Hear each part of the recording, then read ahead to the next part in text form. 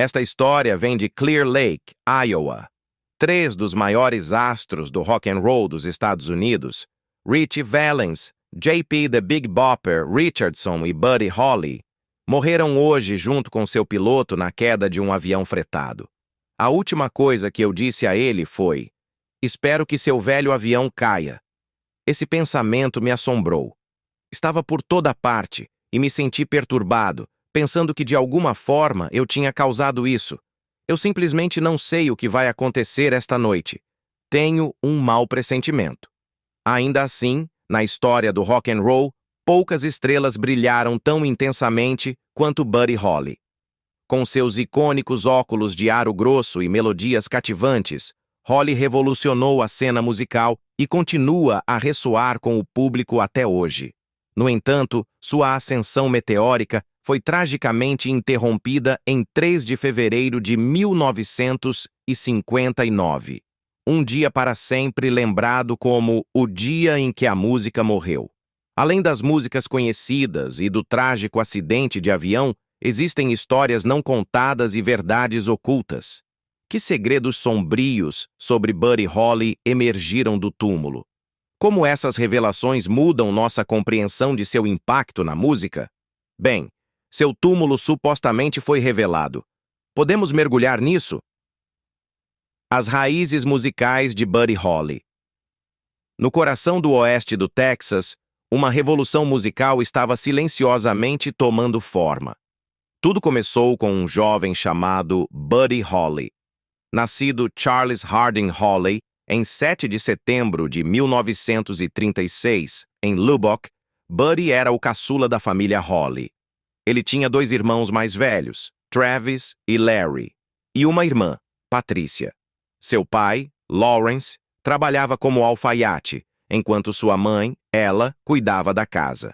Embora a família não fosse rica, transbordava amor e apoio, especialmente quando se tratava de nutrir o talento musical de Buddy.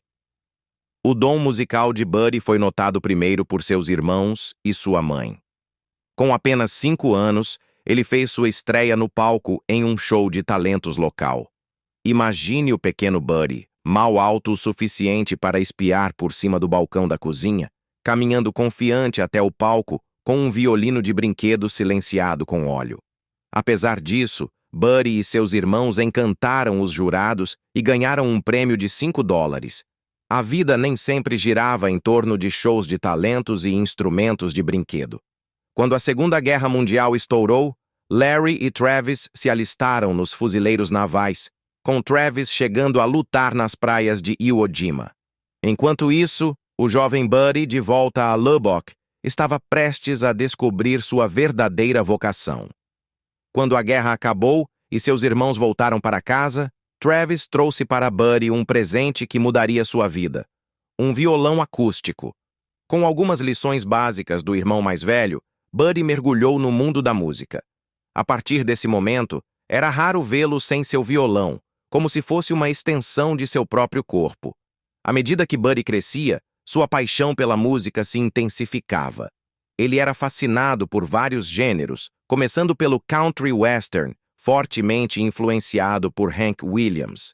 Ele também explorou as melodias intricadas do bluegrass com seu amigo Bob Montgomery, adicionando profundidade ao seu repertório musical. Enquanto o country e o bluegrass eram populares entre músicos brancos no Texas dos anos de 1950, Buddy tinha um amor secreto pelo rhythm and blues, um gênero predominantemente interpretado por artistas negros para um público negro. Buddy e Bob saíam sorrateiramente para o carro da família à noite, sintonizando rádios distantes para absorver os sons crus e intensos do R&B, um gênero que os eletrizava com sua modernidade e ritmo envolvente. Quando o rock and roll surgiu, Buddy ficou fascinado, especialmente por Elvis Presley. Ao assistir às apresentações energéticas de Elvis, Buddy soube que havia encontrado sua vocação. Ele se juntou a Bob Montgomery para se apresentar como Buddy e Bob, tocando em eventos locais e ocasionalmente entrando escondido em bares para assistir a artistas negros ao vivo. Embora seguissem gêneros brancos em seus próprios shows, a paixão de Buddy pelo R&B nunca diminuiu. Em 1956, Buddy teve sua grande chance quando um olheiro da Decca Records lhe ofereceu um contrato. No entanto, a Decca queria Buddy como artista solo, forçando Bob a se afastar. O primeiro single de Buddy, Blue Days, Black Nights, foi gravado em Nashville. Apesar de vender 18.000 cópias, a Decca fez pouco para promovê-lo.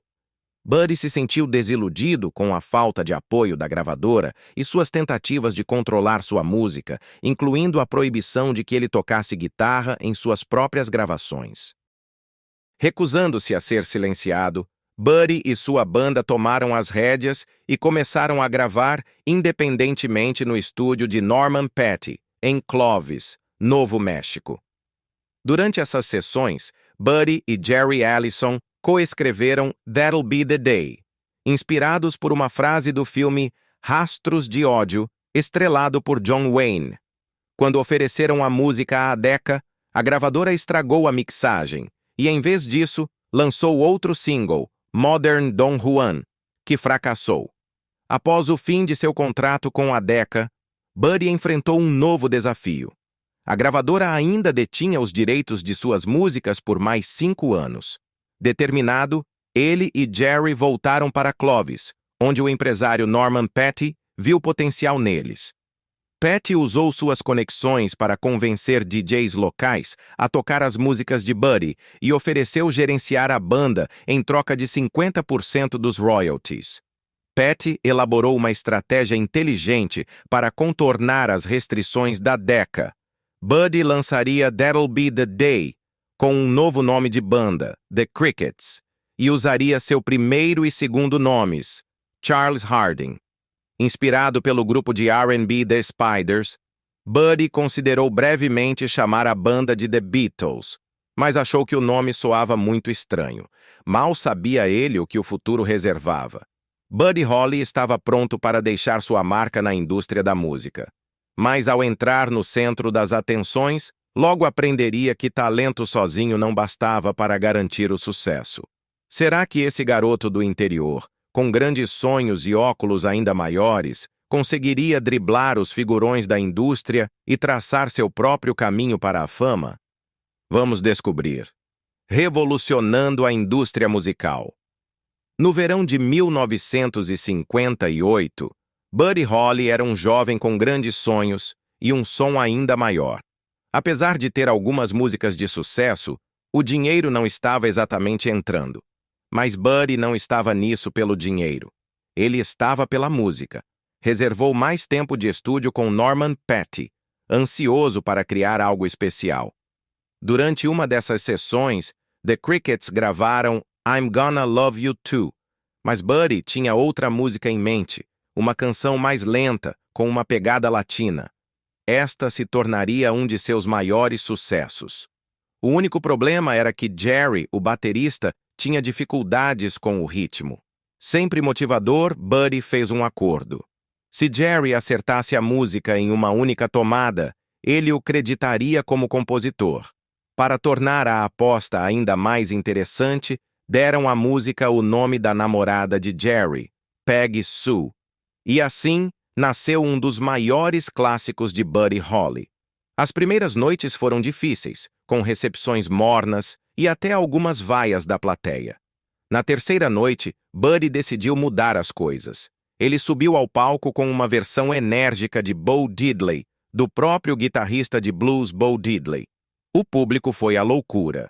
A partir desse momento, Buddy e The Crickets não tiveram mais dificuldades para conquistar as plateias, sejam elas brancas ou negras. Com That'll Be the Day subindo rapidamente nas paradas, Buddy e The Crickets se viram no centro das atenções. Hits como Oh Boy e Peggy Sue vieram em seguida, consolidando seu lugar no panteão do rock and roll. Eles até conseguiram aparições em programas nacionais de TV como The Ed Sullivan Show e American Bandstand. A grande virada veio com a turnê The Biggest Show of Stars de 1957. um verdadeiro circo musical itinerante que reunia os maiores nomes do soul, R&B e rock and roll da época. Buddy e sua banda estavam lado a lado com lendas como Paul Anka, The Drifters, Chuck Berry e The Everly Brothers. Falando em Peggy Sue, a garota que deu nome a um dos maiores sucessos de Buddy, ela morava com a mãe em Sacramento quando o Show of Stars passou pela cidade em 18 de outubro. Sempre fã de gestos grandiosos, Buddy resolveu fazer uma surpresa. Ele convidou Peggy para o show e anunciou que tocariam uma música nova, Peggy Sue, dedicada a uma pessoa especial na plateia. Buddy até brincou com Peggy, dizendo que ela deveria agradecer à mãe por ter lhe dado o nome de seu mais novo sucesso. Mas conforme a estrela de Buddy brilhava, também surgiam desafios. Nick Sullivan, guitarrista de apoio, decidiu sair da banda. Ele estava cansado das turnês constantes e não suportava Jerry. No entanto, o verdadeiro choque veio quando Sullivan foi cobrar seus royalties de Norman Petty. Descobriu-se que Petty estava manipulando as finanças da banda, ficando com metade dos royalties dos Crickets como coautor e usando os ganhos do grupo como um fundo pessoal. Para piorar, os 40% dos royalties que deveriam ser doados para suas igrejas nunca foram entregues. Apesar dessas descobertas, Buddy não rompeu imediatamente com Petty. Talvez ele esperasse que as coisas se resolvessem ou estivesse tão focado na música que não quis lidar com a parte comercial. A tensão atingiu o ápice durante uma turnê no Havaí e na Austrália com Jerry Lee Lewis e Paul Anka no início de 1958. Os organizadores queriam que The Crickets fossem apenas a banda de abertura, o que não agradou Petty. No entanto, Buddy, sempre pragmático, aceitou a condição em troca de um cachê maior. Quando Jerry anunciou que iria se casar com Peggy Sue, Norman Petty sugeriu demiti-lo, preocupado que um astro casado perdesse o apelo entre as fãs. Mas Buddy não aceitou essa ideia. Ele rebateu, sugerindo que talvez fosse Petty quem deveria sair. Afinal, ele já era casado. Apesar dos bastidores turbulentos, Buddy e The Crickets estavam prestes a embarcar em uma das turnês mais influentes da história da música popular. Em 27 de fevereiro de 1958, eles partiram para Londres, com Norman Petty ainda os assombrando nos bastidores. Mal sabiam eles que seu impacto na cena musical britânica seria sísmico, inspirando futuras lendas como The Beatles, Eric Clapton e The Rolling Stones. No verão de 1957, Buddy Holly estava prestes a dar um grande salto. Com That'll Be the Day vendendo mais de 50 mil cópias, Buddy e The Crickets estavam prontos para deixar sua marca no rock and roll. Eles estavam iniciando uma jornada que mudaria para sempre o cenário musical. Após o sucesso de That'll Be the Day, hits como Oh Boy e Peggy Sue consolidaram a posição de Buddy na história do rock and roll. Essas músicas não eram apenas cativantes. Elas se tornaram hinos para uma nova geração, misturando country, rock e rhythm and blues de maneira inovadora. O sucesso de Buddy não se devia apenas à sua música, mas também ao seu estilo inconfundível. Seus óculos de aros grossos e sua performance enérgica contrastavam fortemente com a aparência polida de outros artistas da época. O público ficou fascinado por sua imagem geek chic e sua presença de palco eletrizante. Um marco importante para Buddy e The Crickets foi a aparição em programas de TV como The Ed Sullivan Show e American Bandstand. De repente, Buddy era um nome conhecido em todo o país, conquistando jovens fãs da América inteira, mesmo que os pais ficassem perplexos. Buddy não era apenas um intérprete. Ele escrevia a maior parte de suas próprias músicas, trazendo uma abordagem inovadora e fresca ao rock and roll. Canções como Maybe Baby e Rave On ecoavam entre os jovens, misturando gêneros de forma inédita. Suas letras eram relacionáveis e falavam diretamente às experiências juvenis. Sua presença de palco criava conexões íntimas com o público mesmo em grandes arenas. Além de sua música, Buddy estava revolucionando a indústria ao exigir liberdade criativa e controle sobre sua carreira. O momento mais transformador aconteceu em 27 de fevereiro de 1958, quando Buddy e The Crickets viajaram para Londres. Eles levaram consigo um novo som e uma nova atitude que influenciaram profundamente o futuro do rock britânico.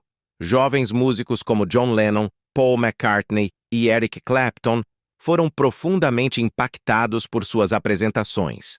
Sua aparência casual e estilo energético ressoaram com a juventude britânica, provando que ser um astro do rock não se tratava de perfeição, mas de autenticidade. Essa revelação ajudou a abrir caminho para os ícones da classe trabalhadora do rock britânico nos anos 660. Durante a turnê em Londres, a confiança de Buddy cresceu. Ele experimentou novos sons e sonhava em incorporar orquestras em suas músicas, expandindo os limites do rock and roll. Apesar do sucesso crescente, os conflitos com seu empresário, Norman Petty, só aumentavam. Ao final da turnê, Buddy Holly se encontrou em uma encruzilhada. Ele havia conquistado um sucesso extraordinário, com discos de sucesso, fãs devotos e uma reputação internacional em ascensão. No entanto, ele também tinha uma visão de futuro que exigia mais controle sobre sua carreira, suas finanças e sua direção artística. Conforme a estrela de Buddy Holly brilhava cada vez mais forte, as luzes da fama também projetavam sombras longas. Por trás dos hits de sucesso e das performances eletrizantes, uma história mais complexa se desenrolava. Quais batalhas ocultas Buddy enfrentava enquanto sorria para as câmeras e cantava com o coração no palco? Mentre il mondo si lasciava conquistare dalle melodie accattivanti e dal fascino eccentrico di Buddy Holly, dietro le quinte si consumava un dramma. La strada verso la celebrità è raramente priva di ostacoli, e il percorso di Buddy non fece eccezione. Nel giugno del 1958, la sua vita prese una svolta inaspettata quando incontrò Maria Elena Santiago, una receptionist nell'ufficio del suo editore musicale a New York. Fu amore a prima vista. Maria Elena, originaria di Porto Rico e cresciuta con la zia, non era mai stata a un appuntamento prima di allora. La zia l'aveva sempre messa in guardia contro i musicisti, ma il carisma di Buddy era irresistibile. La loro storia d'amore si sviluppò rapidamente. Dopo solo una settimana dal loro primo incontro, Buddy presentò Maria Elena ai suoi genitori a New York. 2 settimane dopo si sposarono. Inizialmente i due novelli sposi avevano pianificato di stabilirsi nella città natale di Buddy, Lubbock, in Texas. Tuttavia, il forte razzismo e la segregazione presenti a Lubbock resero la vita difficile per Maria Elena. La goccia che fece traboccare il vaso fu l'episodio in cui una cameriera in una gelateria la ignorò deliberatamente. Rendendosi conto della necessità di un ambiente più inclusivo, Maria Elena suggerì di trasferirsi a New York. Buddy, sempre premuroso e comprensivo, accettò immediatamente. Per i 6 mesi successivi, Buddy si immerse nell'atmosfera vibrante di Greenwich Village. Esplorò diversi generi musicali, partecipò a letture di poesie nei caffè della zona e coltivò ambiziosi progetti, come collaborare con artisti del calibro di Ray Charles e Mahalia Jackson. L'energia creativa del Village era contagiosa, tanto che Buddy iniziò persino a prendere in considerazione una carriera da attore. Nonostante il successo, Buddy si ritrovò in difficoltà finanziarie. I suoi guadagni dalle royalties erano bloccati nei conti gestiti dal suo manager, Norman Petty. Sebbene sulla carta fosse ricco, nella realtà Buddy aveva pochissima liquidità. Alla fine di ottobre 1958, lui e Maria Elena affrontarono Petty per discutere della loro situazione economica.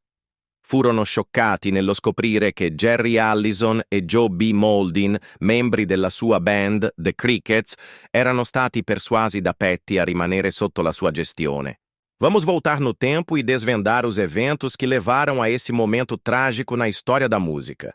Tudo começou com a turnê Winter Dance Party, uma série exaustiva de shows pelo meio oeste dos Estados Unidos durante o rigoroso inverno de 1959. Imagine um grupo de músicos jovens e cheios de energia atravessando Minnesota e Iowa, se apresentando noite após noite em pequenas cidades. Parece uma aventura, mas na realidade era mais um pesadelo. As condições da turnê eram brutais. Os músicos estavam espremidos em um ônibus antigo com um sistema de aquecimento defeituoso, enfrentando temperaturas congelantes. O cronograma era implacável, com apresentações quase todas as noites. O inverno estava particularmente severo, com temperaturas despencando muito abaixo de zero. O ônibus velho não suportava o frio intenso e um dos bateristas chegou a sofrer congelamento nos pés. A situação afetou a todos, especialmente Buddy Holly.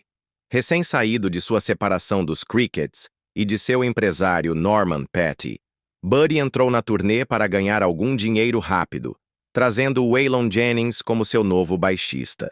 Também faziam parte do grupo Ritchie Valens, conhecido pelo sucesso La Bamba, e J.P. Richardson, The Big Bopper. À medida que a turnê avançava, o estado do ônibus só piorava. O aquecimento parou de funcionar completamente, deixando os músicos à mercê do frio intenso. Quando chegaram a Clear Lake, Iowa, Buddy já estava farto. Ele decidiu fretar um pequeno avião para evitar mais uma longa e gélida viagem de ônibus até a próxima parada em Moorhead, Minnesota.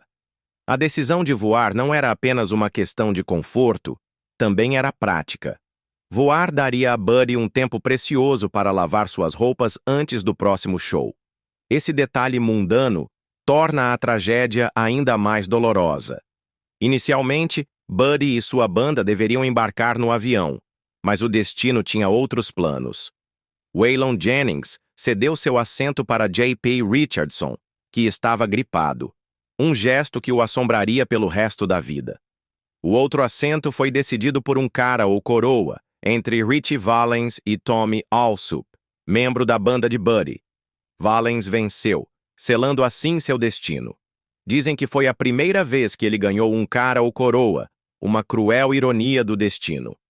Ao se preparar para embarcar, Buddy brincou com Waylon Jennings sobre a viagem de ônibus, dizendo: "Espero que seu velho ônibus congele." Jennings respondeu: "Bem, espero que seu velho avião caia." Esse comentário de humor sombrio assombraria Jennings por toda a vida. O Beechcraft Bonanza decolou de Mason City, Iowa, às 0h55 da manhã de 3 de fevereiro. O tempo estava se deteriorando, com neve leve, ventos fortes e visibilidade ruim.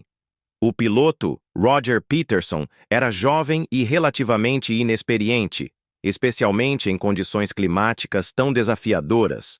O que aconteceu nos minutos seguintes ao voo ainda é um mistério. O avião caiu em um campo de milho logo após a decolagem, matando todos a bordo instantaneamente. Os destroços foram descobertos na manhã seguinte, espalhados por centenas de metros. Os corpos dos músicos foram encontrados espalhados pelo local do acidente, uma cena sombria que assombrou aqueles que a testemunharam. A notícia do acidente chocou o mundo da música.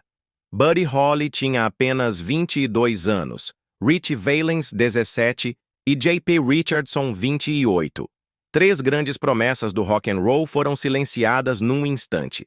Essa tragédia ficou conhecida como "o dia em que a música morreu", uma frase eternizada por Don McLean em seu sucesso de 1971, American Pie. A perda foi profundamente sentida por fãs e músicos. Investigadores atribuíram o acidente ao mau tempo, erro do piloto e instrumentos confusos da aeronave. Alguns especularam que gelo nas asas pode ter contribuído, enquanto outros apontaram a inexperiência do piloto em voos por instrumentos. Por trás dos detalhes técnicos, há uma história humana de jovens que perseguiam seus sonhos e se esforçavam ao máximo. Para aqueles que ficaram para trás, o acidente deixou uma marca indelével. Waylon Jennings sofreu com a culpa de sobrevivente, assombrado por sua última conversa com Buddy.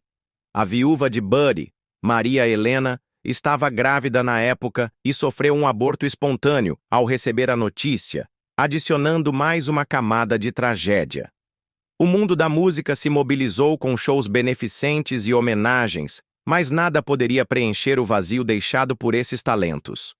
O local do acidente em Iowa se tornou um ponto de peregrinação para fãs da música, marcado por um memorial com os icônicos óculos de Buddy Holly.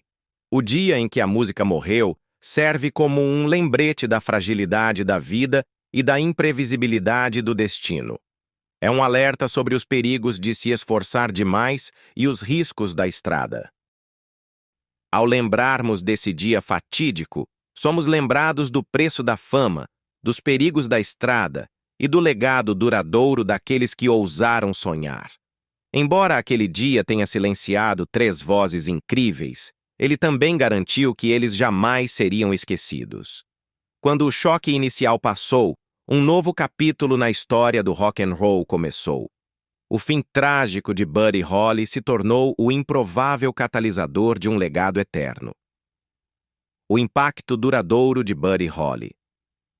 Logo após o acidente, o mundo da música ficou em choque. Fãs lamentaram, colegas músicos prestaram homenagens e a indústria teve que lidar com a perda de Buddy Holly, Ritchie Valens e The Big Bopper. No entanto, com o passar do tempo, a música de Buddy começou a ganhar uma nova vida. A jovem viúva de Buddy, Maria Helena Holly, desempenhou um papel crucial na preservação de seu legado. Enfrentando o luto e a dor de um aborto espontâneo logo após a morte do marido, ela compreendeu a importância de proteger e promover sua obra. Usando sua perspectiva única, compartilhou com o mundo a visão, as intenções e os objetivos de carreira de Buddy. Maria Helena ativamente moldou o legado do cantor, protegendo sua propriedade intelectual e garantindo que sua música fosse usada com respeito. Em 2010, cofundou a Buddy Holly Educational Foundation para apoiar jovens músicos e manter vivo o espírito inovador de Buddy para as novas gerações. Enquanto isso, a influência de Buddy se espalhou pelo mundo da música. Os Beatles, que admiravam seu trabalho, regravaram várias de suas canções nos primeiros anos de carreira. Paul McCartney, mais tarde, adquiriu os direitos autorais do catálogo de Buddy, garantindo que sua música continuasse a ser celebrada. Seu impacto foi além de seus contemporâneos. Novas gerações de músicos encontraram inspiração em sua abordagem inovadora para composição e performance. Artistas como Bob Dylan, The Rolling Stones, Elton John e Bruce Springsteen citaram Buddy como uma grande influência em seus trabalhos. O que fez a música de Buddy permanecer relevante não foi apenas a qualidade de suas canções, mas também sua abordagem pioneira na criação musical. Ele foi um dos primeiros músicos do rock a compor seu próprio material, abrindo caminho para o movimento dos cantores e compositores. Sua utilização de técnicas inovadoras de gravação, como o uso de vozes duplas, double tracking, influenciou a produção musical por décadas.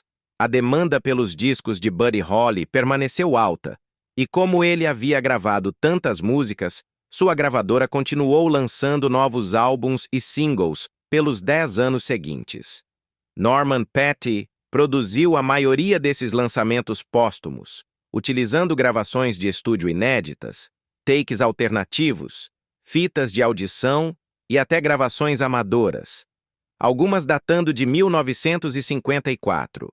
O último álbum inédito de Buddy, Giant, foi lançado em 1969, tendo Love is Strange como seu single principal. A Enciclopédia Britânica afirmou que Buddy produziu algumas das obras mais marcantes e influentes do rock. O AllMusic descreveu-o como a força criativa mais influente do rock and roll inicial. A Rolling Stone o classificou como o 13º maior artista de todos os tempos. O jornal The Telegraph o chamou de pioneiro e revolucionário, um talento multifacetado que coescreveu e interpretou músicas que continuam frescas e impactantes até hoje. Em 2023, a Rolling Stone o classificou na 74ª posição em sua lista dos 200 maiores cantores de todos os tempos. Com o passar dos anos, o legado de Buddy cresceu ainda mais. Ele foi um dos primeiros artistas a serem incluídos no Rock and Roll Hall of Fame, em 1986. Sua cidade natal, Lubbock, Texas, celebrou sua história com a inauguração do Buddy Holly Center, dedicado à sua vida e obra.